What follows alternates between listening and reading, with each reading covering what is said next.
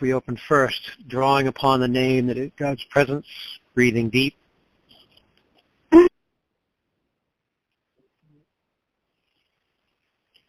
Yahweh Amalur Kotorius Masapiandra Hamon, Abot Hadir Vista Hermiro, Vrachamun, Ulibres Specialiamentur Koyermana.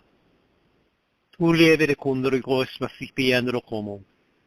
Lavamo, Romos Sosipietu cum Viafa Shmacham. Yahweh, God and Creator, we surrender unto the holy and perfect nature of your Spirit, the divine gift of calling upon your name as you established it to be. As you stated for us all, Yahweh Elohim, that is my name. Call upon my name anytime you are in need or distress. Avani Levikeishna Kielia Mundru Koyarama, Susili Vieshnu Kundaravias Masabiandro. Avun Otoli Mereverasa Sianieko to Riavan. We open our hearts to that which Yeshua taught us, in the importance of drawing upon the Avun, when he said, this is how you pray. And the first utterance of his mouth was Avun. Olelia Mileon Dravaham Yokotoris Masabiun, Urokom Yokovrias Vasipieshna. Breathing deep once again.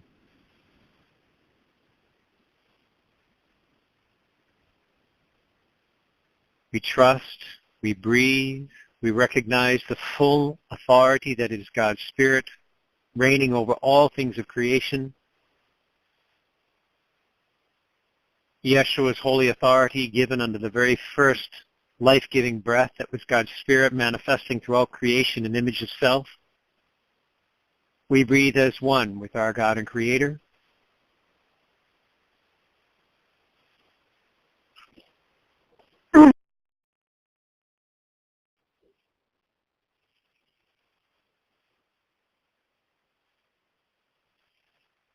Havlan Haliot Tukulia Veshmayelom and Ravacham Trevrion Mirka, the Espaciti and Rukoya Vashnaya.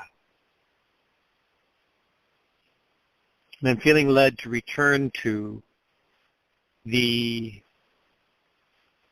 just to begin tonight in returning to the instruction of last week as we were talking about the temple of God's presence.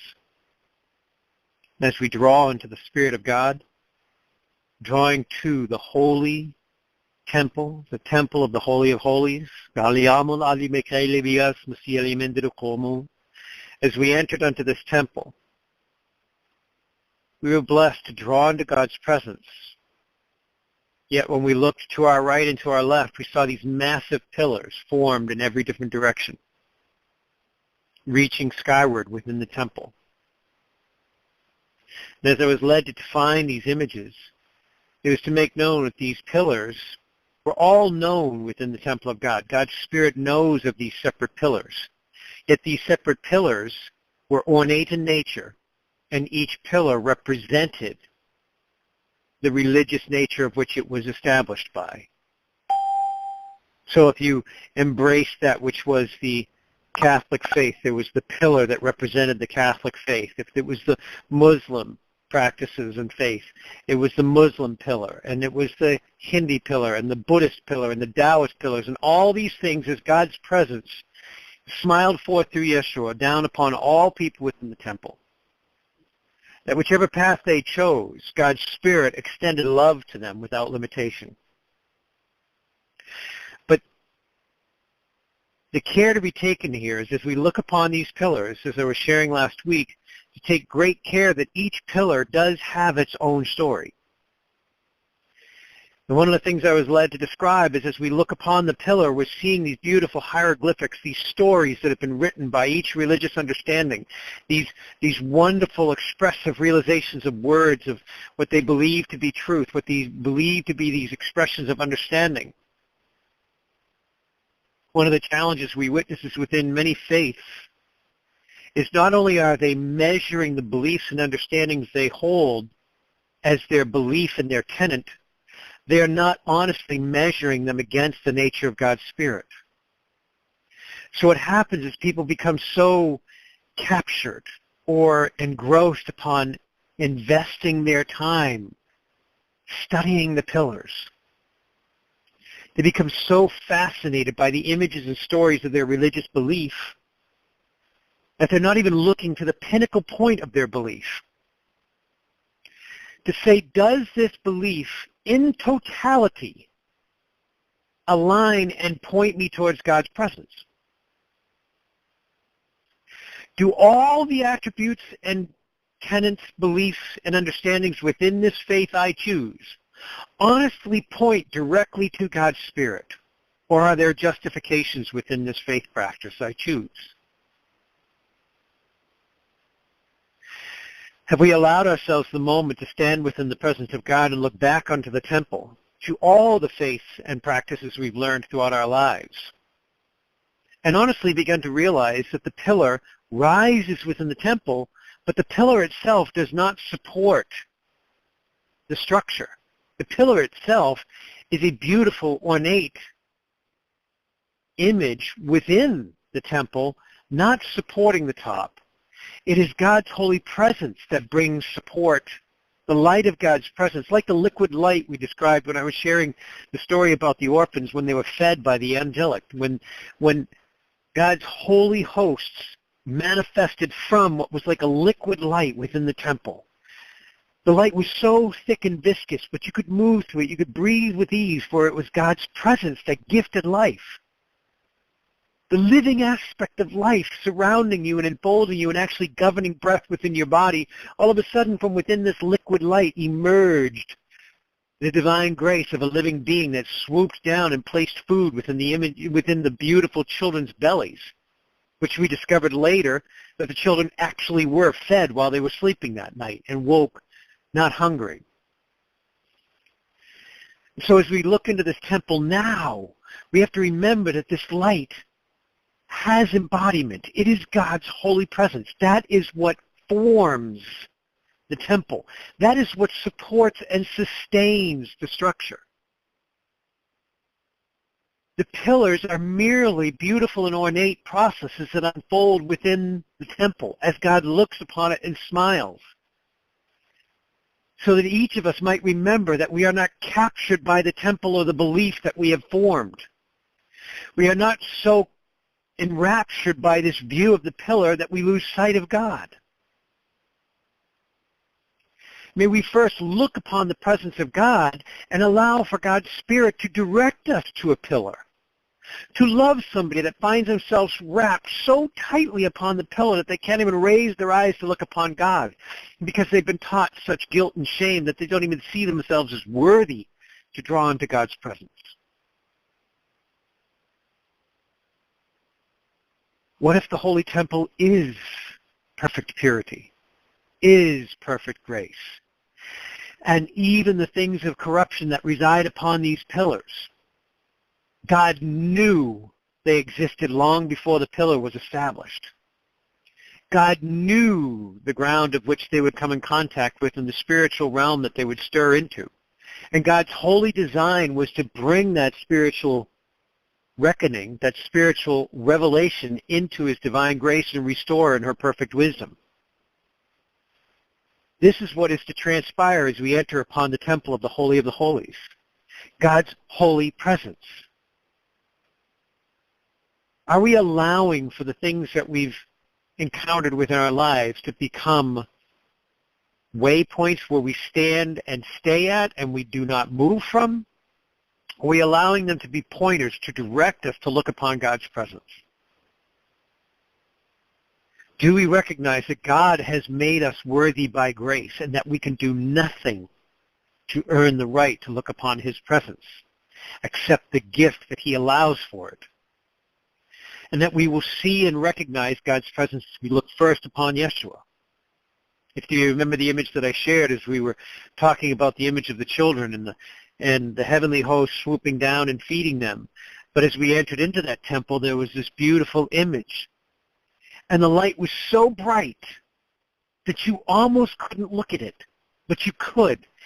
The temple drew you to look upon the presence of God.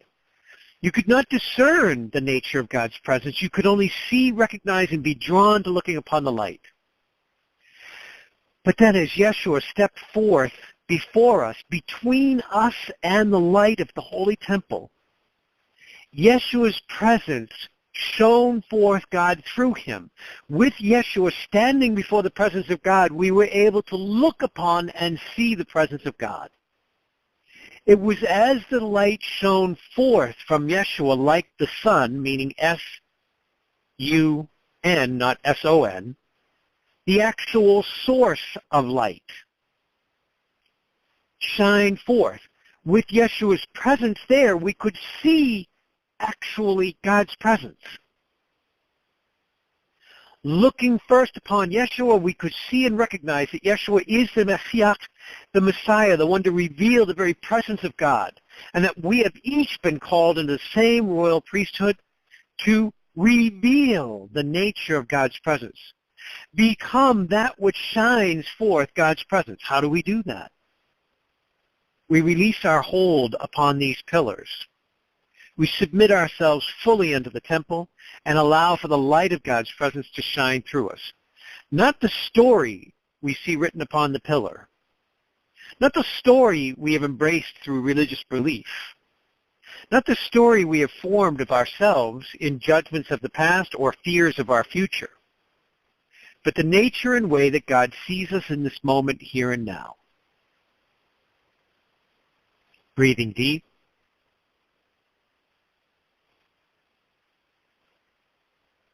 Abunlali kamuru kovries basavrion, totore vismerieteri kamuru kawuyamapaturiane.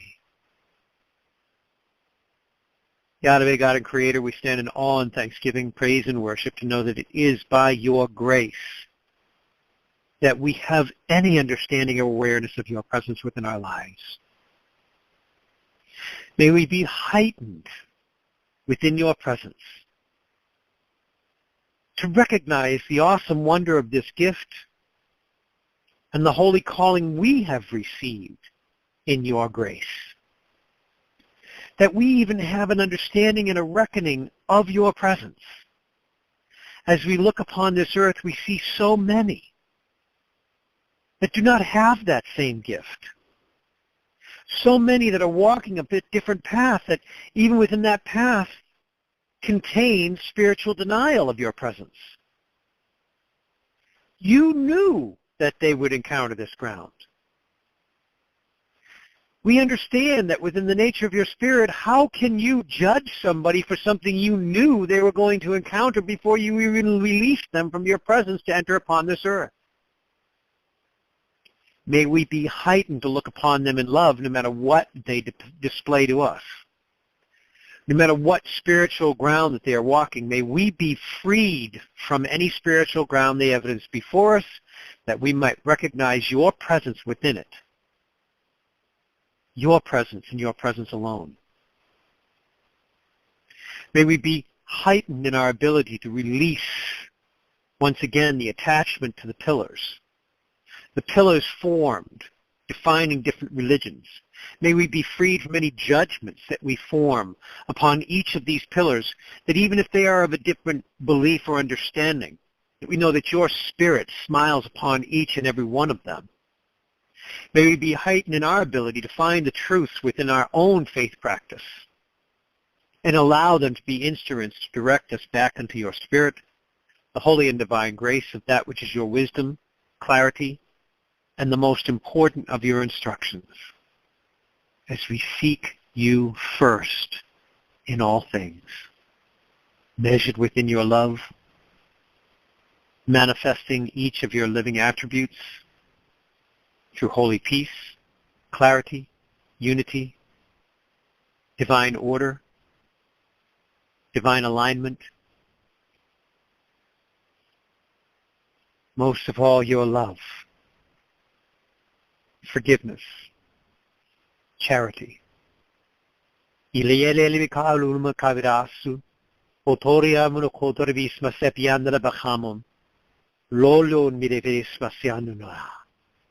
And I welcome Ina in to speak what's upon her heart and how God leads her in this time. We trust and receive and know our God with us. Thank you. Thank you for the beautiful sharing of your heart. and how God places that there, and releasing to all that are right now in tune with what God has for these precious children that are on this call.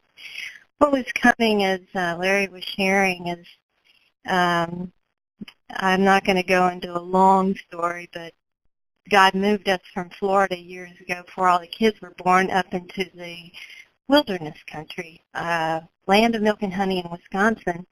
And that's where I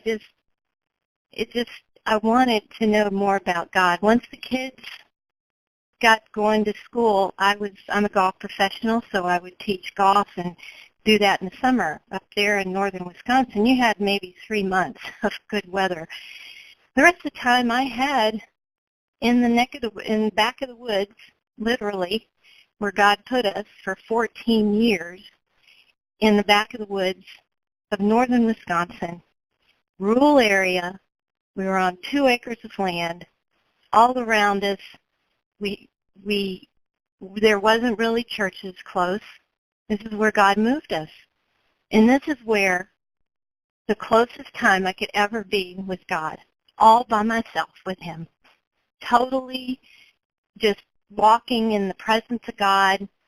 A balloon, Holy Spirit was leading me because I was just drawn in those moments and in that time of seeking him in such a way as he was sharing about the temple and that intimate. I know I sound redundant. I know I sound being simple, but to be a childlike is all I know. And that's where the source of power and going out and doing what God's called me to do is to spend that time with him. And in that time, because I wasn't raised in a church, my parents didn't really take me. We went occasionally to Church of Christ. It was like a Baptist church. But even as a child, I wanted to know more. My parents didn't take us. My grandparents would have us go. I wasn't, so here I am in the back of the woods and just yearning, wanting to be with him. I didn't know. And it came to be such a personal relationship. It got to be just on my hands and knees, just praying with him. And then all of a sudden I just wanted to raise my hands to him. I started to feel more of this presence of God in me. I would open up at that time the Bible. I know that Bible inside and out. At that time. And it grew in a greater awareness, wanting more of him, finding times that would go by, an hour would go by, 2 hours would go by, and I just wanted more. And I know all of us are different, the choices that we made even before we come to this earth. And mine definitely was that. But the only thing I could always stand on, is I keep it so simple, is seeking him first. And all the teachings that you hear and anything that you study, and when it seems like it gets confusing to me, even when I was in ministry after God moved us from Wisconsin after 14 years, I got into ministry. He took me into the churches to find out wonderful, wonderful people, but also to see that man wanted to have his hands in on it and not put God first, and it confused me. So here I am going into ministry, and wait a minute, God, when I was alone with you, it didn't seem to be this way. So I just kept it simple and said, God, you first. And so many things in breath, even then, I could see the development and relationship with him first, and then going out and doing what I was led to do, just like all of you are. And no matter where you are and whatever your relationship is with God, that's where you want to be. It's not where I am or Larry is, or where it's you and God. The choice that you make to just be with him, seeking him first in all things. I've heard lip service from many people, and it's not that. And it's not because I'm judging them. I could see them in their fruit. So even as I walk, I just want to get, me personally, I don't get it. I can't even put it into words a lot of times of just being alone with him. or even when I'm flying or giving golf lessons to kids, I want to have people to know first and foremost God. And when I'm praying and even speaking with you all, it's in such a deep love because I would seek him first. And he put this on my tongue and not allow myself to get in the way. And there is a word out of Scripture that says that we must decrease so he increases. And that's not to say it as you should do this, I command you. No, it's because we want to decrease so that he increases, so that we can fulfill the destiny he's called in our lives. To the ground that we walk, release those spiritual influences, any demonic spirits are in a corporate setting or in a group setting that you're in, and seeing the true blessings that God is, and he is love.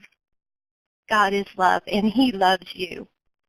And as he was speaking, those were the words that's what was rising up in my heart, is that time back in the woods of Wisconsin, just me and God, no TV, no Bible, other than the word that was within me, getting to know a God all alone, all by myself.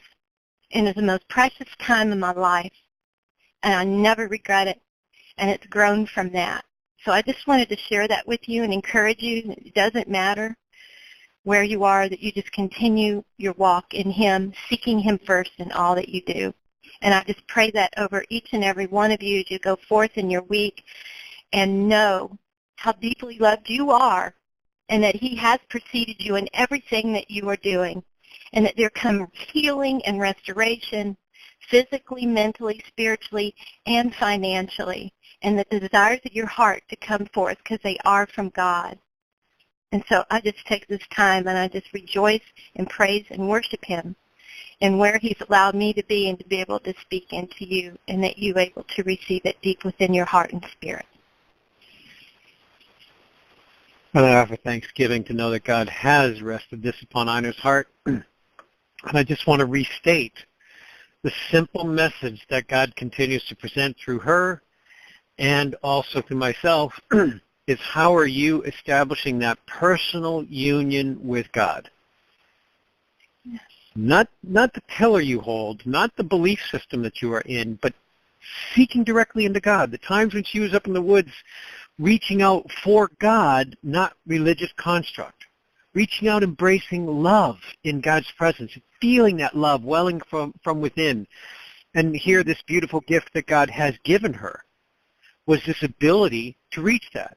But then Ina, myself, you, each and every one of us, we hold this responsibility before God. Because here in the middle of the woods, Ina was gifted the grace to pursue God. Mm. There's other people living in the woods that didn't receive the same grace. So what we're doing is we're extending this gift of love that God has rested upon our hearts back to every one of humanity, no matter what path they're walking. Because what are we supposed to do? Embrace God's love. That's how simple it is. Return to the love. And then measure our actions and responses to these situations in God's holy attributes. Are we measured within the charity of God's Spirit? Are we measured within the truth of God's love? Are we measured within the understanding, clarity, and patience that needs to be for the situations that we encounter with other individuals? This is what we teach within Grace Healing. There is so much that is involved, and as you know from the different visions that I've shared and the story through the covenant and love, Yeshua gifted me understandings that help people understand why they're walking outside God's power, why they're walking on the periphery of God's actual power for those last 2,000 years. But it's important not to end up in a place where you are actually trapped in seeking all the spiritual ground. Seek God first, and God will reveal to you the things of a spiritual nature that you can release into love. Is there spiritual doubt? Is there spiritual deception? Is there spiritual depression? Are these things present within you? And are you, like Yeshua said, if you release anything of a spirit nature or of a demonic nature, you must welcome the presence of God within this place, or many of like kind will return. Are you honestly developing the personal relationship in God's love to know that you can come before the face of God and relinquish these things of a spiritual nature, meaning depression, doubt, confusion, whatever they happen to be? Don't seek them. Seek God in love, and God will reveal those things that are not of love. So we pray in thanksgiving, and I know Ina joins me in prayer right now in thanksgiving for the gift of God's holy presence within each and every one of you, the awesome wonder and depth of his love for each and every breath that we receive, and the holy calling we each walk as we do call upon not only the name that is God, Yahweh Elohim, Yeshua, Abun, but the actual personal union we are gifted if we choose to receive it, as we offer thanksgiving through the most blessed and holy name that is Yahweh, Yeshua, Abun. Amen. Amen.